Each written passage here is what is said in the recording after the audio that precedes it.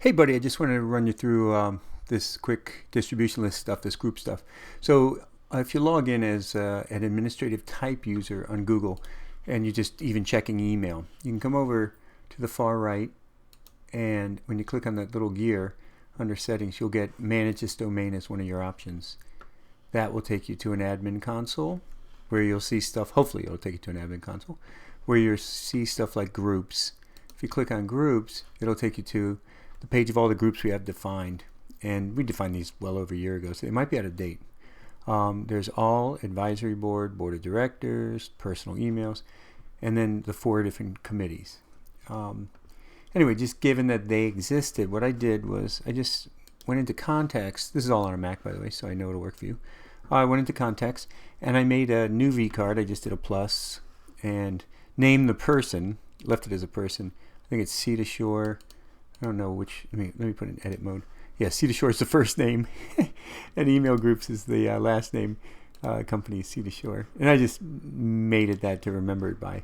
The key thing is, then I went by and just did a number of custom things for email addresses. So, and again, this is an awkward use of it, but when you go to click on Home and switch it over to Work and so on, one of the choices is Custom. So there, I just defined Board of Directors, Communications Committee, blah blah blah blah, all that stuff. So assuming that's good, and I'm going to send you this V card, by the way, when I'm done, but that's ready to go. Now if I switch over to email and I want to do a new email message, I'll just say new, and here it's coming by default. It's coming from me right now. I don't know why, but that's fine. It's coming from me at Sea to Shore, and I can just do something like say here Sea to Shore, and it's probably already showing up. Yeah, so there's all those email group variations showing up. The advisory board, all at Sea to Shore, board of directors, blah blah blah blah blah, communications. That's a quick way to get it all in one place, easy to manage without having a separate card for each one. There you could have, and I do that normally. I just do board of directors and board of directors personal, and then just have that one email address for them. And I try to remember what it is I'm looking for. But here, if we choose that, you'll see actually blah blah blah. It says Sea to Shore email groups, unfortunately, because that's the name versus board of directors. And that's all that is there. I'm sure if you wanted to change it, you could. Yeah, you can't. So it's ugly. So that's not so attractive. But here's where you can switch over.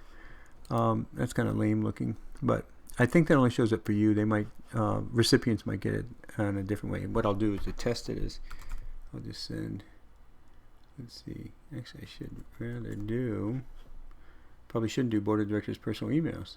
But anyway, I can't send it. So I don't want to bother everybody. But you get the idea. So that's that.